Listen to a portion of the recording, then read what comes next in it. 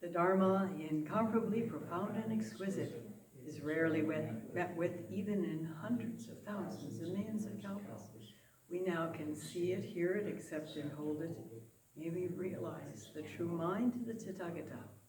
Today is the first full day of this short little weekend sesshin here in November 2018 at Hidden Valley Zen Center. And I'd like to speak about something that is sort of the core issue of Zen practice, which is enlightenment or awakening, or kensho or satori, depending on what language you want to use.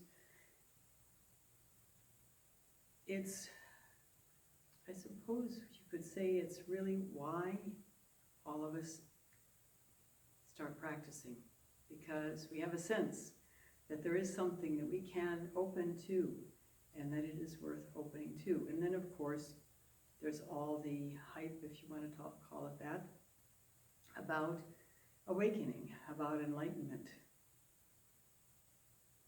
There's enough to it that for more than 2,500 years, it's been sought, talked about, worked towards, and so on and so forth. And first, I'd like to share with you some of the words of Obaku, or as he's known in Chinese, and I'm sure I'm not pronouncing this very well, Hongbo. He was an eminent Zen master in the Tang dynasty, which was a tremendous period of the birth of many, many, many Zen masters. And interestingly enough, it wasn't that different from our own times. There was a lot of unrest, there was a lot of transition, there was even violence during the Tang dynasty. And, you know, when things are really good, easy, pleasant, harmonious, we're less likely to be motivated to want to find something beyond that.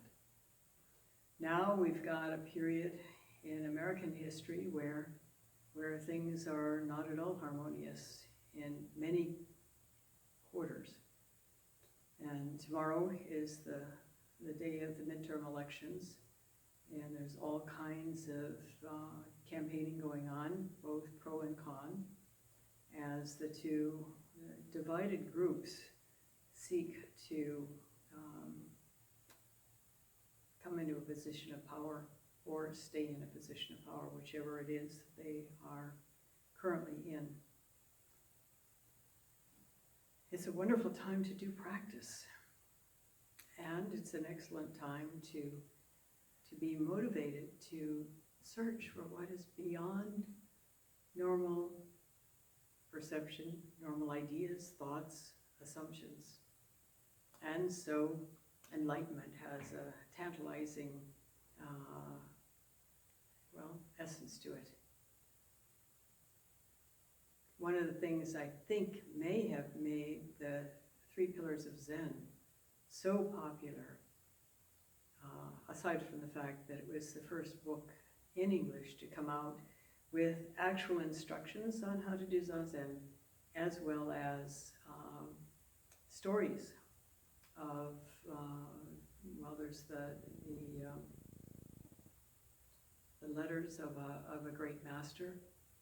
The teachings of a great master are incorporated into that book. And there's also a section on enlightenment stories. The blow-by-blow accounts of people, contemporary human beings, including at least 2 Americans, who had awakening experiences through Zen practice. And to be honest, I hung on to those stories for dear life, because in the earlier years, the Zen practice was quite difficult for me. And that kept me going until one day when I realized that I was sitting sesshin with one eye on the practice and the other eye measuring my practice against these stories of enlightenment in the Three Pillars of Zen, and that's when I realized I had to quit reading. Obaku, who was Rinzai's master, was very clear about seeking beyond words. And here's one of the things that he does say. Well, let me go say something else. He had a very, very high-placed official who was one of his students, and in fact that man was instrumental in getting his words and his teachings put down on paper and brought down to us to this day. That was teisho. He was also instrumental in getting him awarded after he died with an amazing title. And it was common in China in those days to give titles, Buddhist names, whatever we want to call it, to highly regarded people in particular. And his title was something like the master who knows no limits.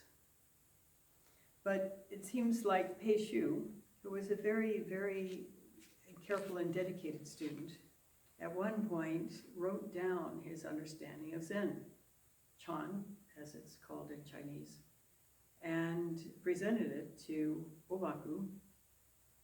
Obaku just received it and set it aside. And after a few moments, he said, "Do you understand?" And teisho said, "No." And then Huangpo said, "If it could be understood in this manner, it isn't the true teaching." In other words, if you can read it and understand it as the truth, it's not the true teaching. If it can be seen in paper and ink, it's not the essence of our order. You all have heard the term, the finger pointing to the moon, but it's not the moon. And that's what he was trying to say. Here's some more of what he said.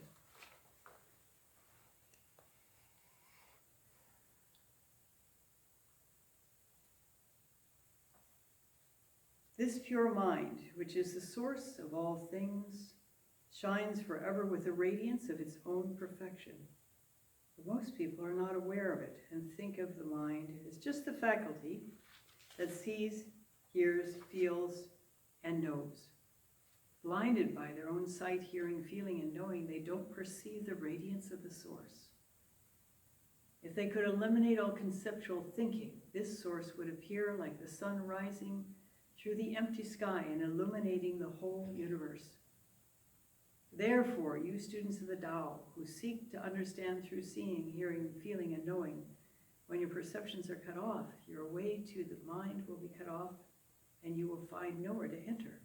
Just realize that although mind is manifested in these perceptions, it is neither part of them nor separate from them. You shouldn't try to analyze these perceptions or think about them at all. But you shouldn't seek the one mind apart from them. Don't hold on to them or leave them behind or dwell on them or reject them. Above, below, and around you, all things spontaneously exist because there is nowhere outside the Buddha mind. And he also said, to awaken to the fact that your own mind is Buddha, that there's nothing to be attained or a single action to be performed, this is the supreme way. So it puts us in something of a quandary. We think, we hear, we feel, we see. It's not about shutting all that down. And that's really, really important to understand. It's not about becoming a dull mummy. There's a koan that regards an incident that apparently did happen. There was a monk who for many, many, many years lived in a little hut granted to him by an older woman. And one day, she decided to test the monk and see after 10 years if he'd made any progress in his practice. And you can be sure that she understood practice a great deal. So she sent her teenage granddaughter out to check him out. She said, "Go, my dear, sit in his lap and see what he does." And so the girl did that, and the monk said, "It's like a dead tree." And so the girl got up and reported that to her grandmother, at which point the grandmother drove the monk out and burned down the hut. Why?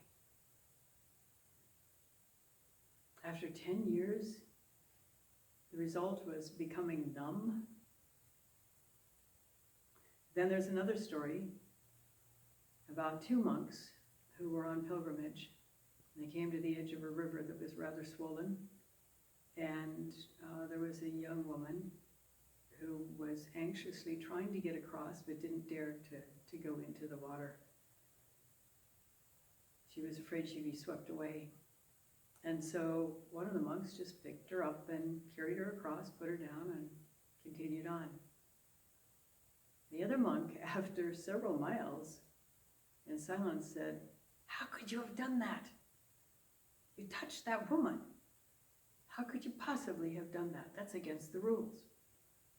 And the first monk said, "Goodness, I put her down miles ago. Why are you still carrying her?"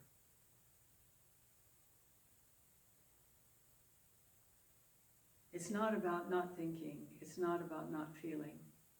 It's about being so totally present, but not caught in what we're thinking, not caught in what we're feeling. And that's the challenge. But every time we extend our out-breath, really extend it, reaching through that out-breath, searching wordlessly, tuned into our body, fully present, we get closer. Awakening, teisho, satori, does not come quickly. If you think you've had it, then most likely it was a makyo. People really don't comprehend what it is. Even some Zen teachers. I was at a meeting of the American Zen Teachers Association years ago when one Zen teacher stood up and said, "I'd like to tell you about my awakening." So we listened, and she described it.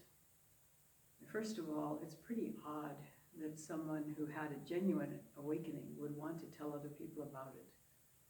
Because if you realize deeply enough,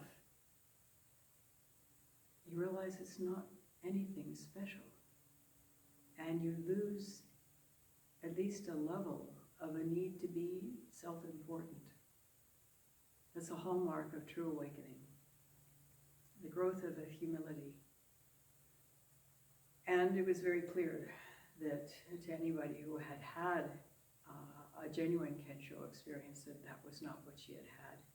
That it was a nice moment of deep peace and clarity, but it was not awakening. This is one reason why it's so important to work with a teacher who has been genuinely transmitted to, that that teacher has had a teacher who had a kensho, him or herself, and so could recognize a kensho in one of their students, and could say, no, you're not there yet. You're on the way, but you're not there yet. Or this is Makyo. Boy, you've gone down a dead end on that one. Let's get back on the path. Or to test, because there are testing questions. There's ways to discern accurately whether somebody has had a deep enough letting go to call it a kensho experience. Kensho literally means seeing into, meaning seeing into the nature of reality. Satori is another word for a similar experience. Both those words are Japanese. The Beat generation in the 50s, the 1950s, Jack Kerouac and his buddies, got into a kind of Zen and were enamored of it, and had the idea that Zen really meant letting it all hang out, doing whatever you felt like, and it was fine. That's not what Zen practice is about, and that's certainly not what awakening is. Awakening is about increased clarity, to the point of profound clarity, to the point of letting go enough of our self-image, of our ideas about ourselves, that we don't get so sticky about things. We're not as caught. We can move more freely through experiences without being caught.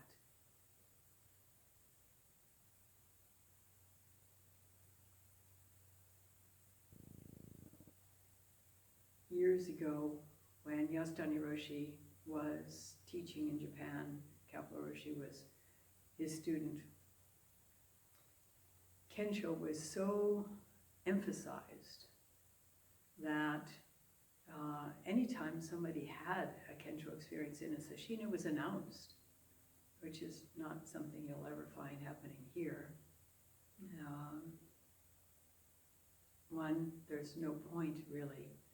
In Japan, apparently the point was to inspire other people to emulate that and strive as hard as they could and open to Kensho themselves. Unfortunately, there's a whole other aspect of practice that was ignored when Kensho was so emphasized.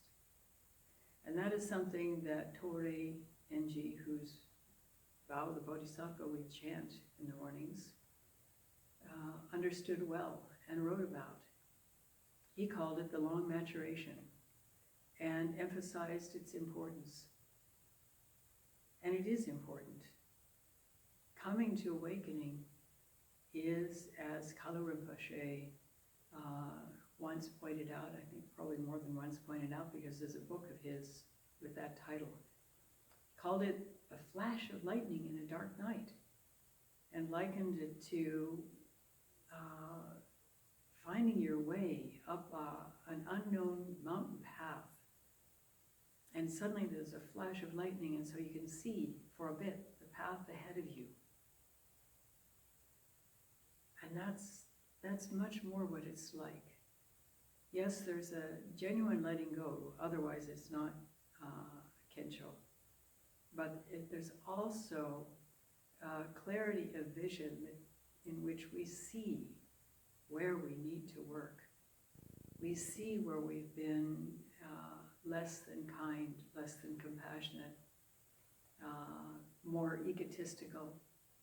And then the important part of that practice is to work to change those behaviors. Let go those habit patterns that lead to that. Otherwise, we can't even call it awakening.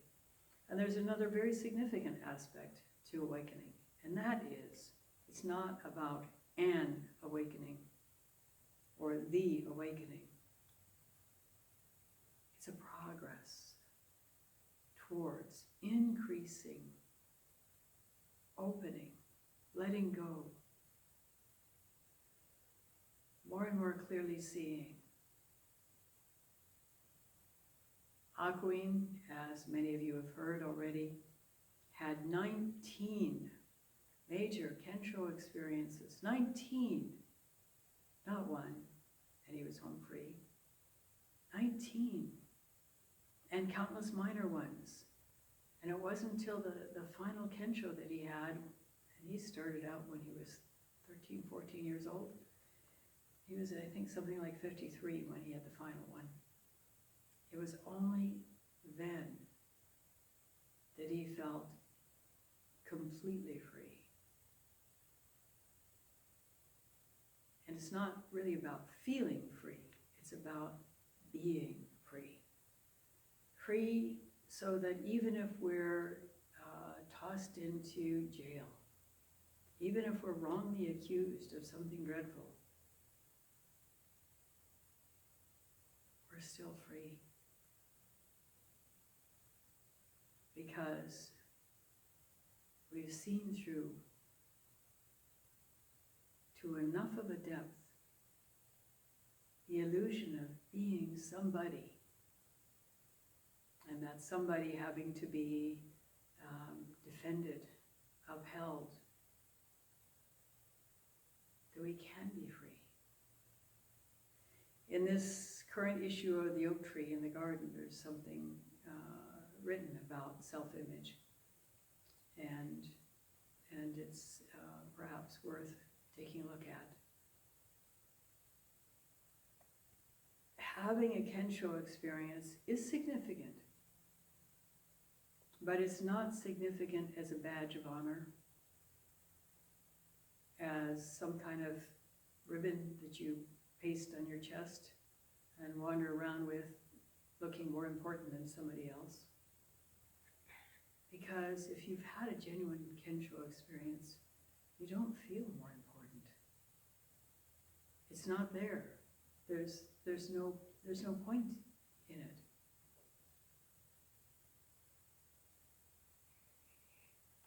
So Kensho is important, but it's not important for the reasons many of us think it might be, which is to feel important.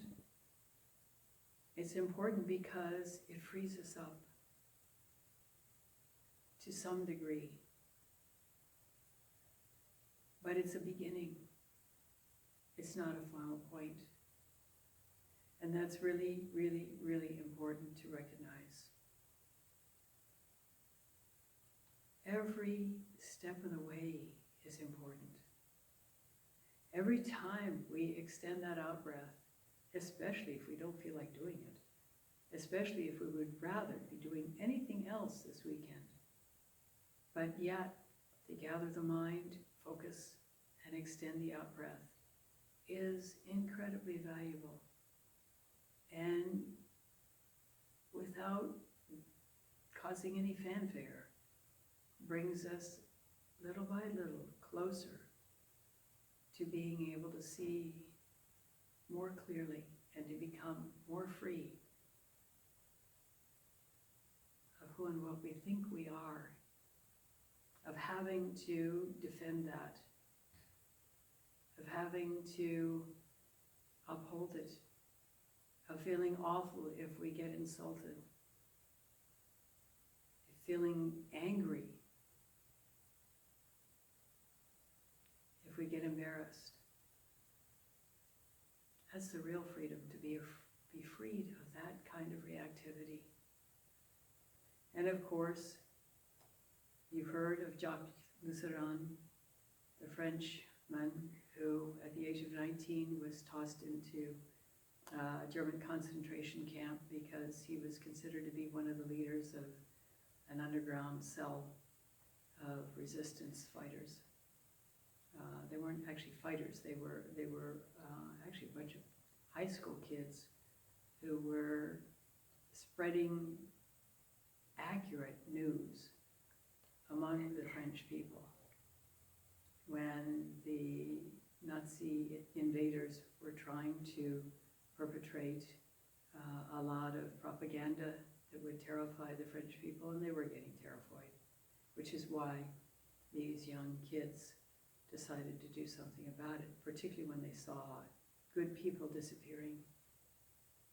And he was betrayed along with about 20 other of his fellow high school folks and tossed into a death camp. And for the first 5 months, it was getting more and more to him. He was blind, and so he was put into a barracks that was so crammed full of people that you couldn't move without touching another human being.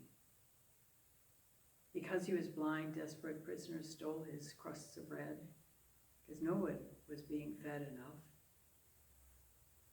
And eventually he got seriously ill.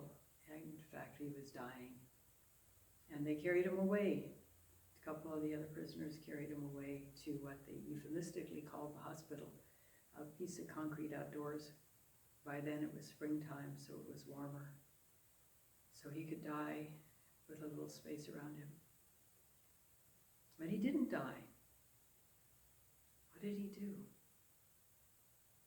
He tuned in so completely to the experience of what his body was going through that instead of dying, that profound presence, that letting go of his ideas about being in Buchenwald, which is an important aspect of that. He wrote that he took advantage of his illness to leave Buchenwald, is what he said.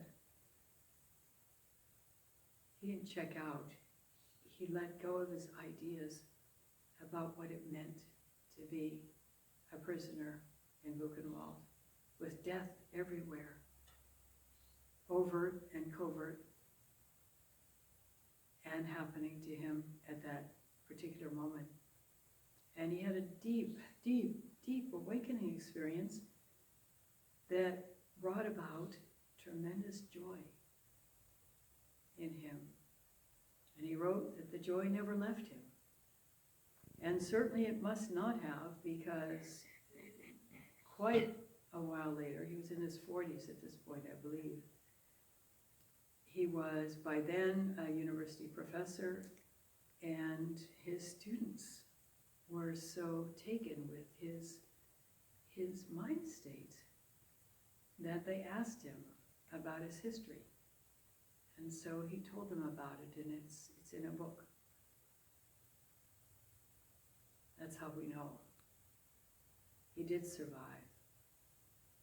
And if he was still that, if the quality of his demeanor was still that joyful and that let go, decades later, it was a genuine awakening experience.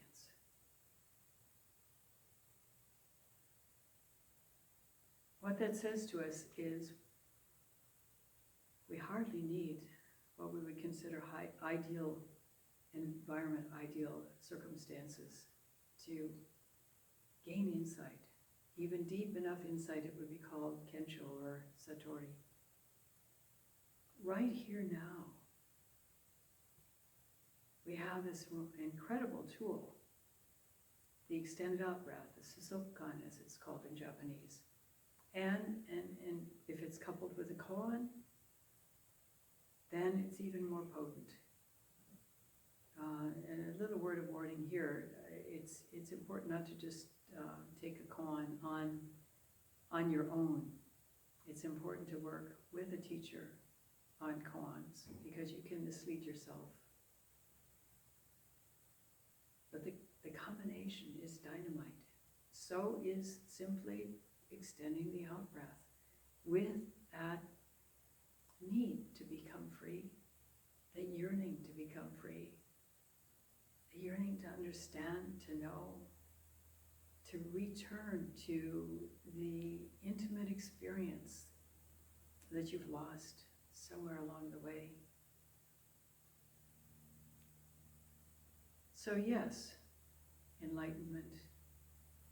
But no, it's not a one-shot deal. It takes a lot of work, ongoing work, and continuing. Our potential is tremendous, truly tremendous. However, let me read you another quote from Obaku. Those who hasten towards it dare not enter, fearing to hurtle down through the void with nothing to cling to or to stay their fall. So they look to the brink and retreat. There's another way of expressing that that's pretty common. Let go your hold on the cliff and leap, hands held high, into the fiery abyss. Because it can feel that scary, like you're going to die. But in order to reach that awakening experience, we do have to die. We have to let go, at least temporarily, to who we think we are. It can't happen any other way. Who we are, as far as we're concerned, has to disappear, at least momentarily. And most likely, particularly if it's not a very deep kensho, it'll come rolling back in, and that's when that long maturation needs to be seriously engaged in. Actually, a long maturation can happen all along our Zen practice, even before we have a kensho experience. Because as we do our practice, little insights come. We begin to see more clearly our behavior. And then there's the chance to do something about it. And that's important. It's about the total uncovering of this precious human being, the essence of life, unhindered by conditioning, by assumptions, ideas, stories, experience. It doesn't mean that we don't have ideas and stories and experience. It means we're not caught by them. We can live freely without being caught by them. It's an ongoing process, and it's incredibly worthwhile. Open to possibility, reach, wordlessly, over and over and over again. Gradually it unfolds. Thank you for listening. We'll stop now and recite the 4 rounds.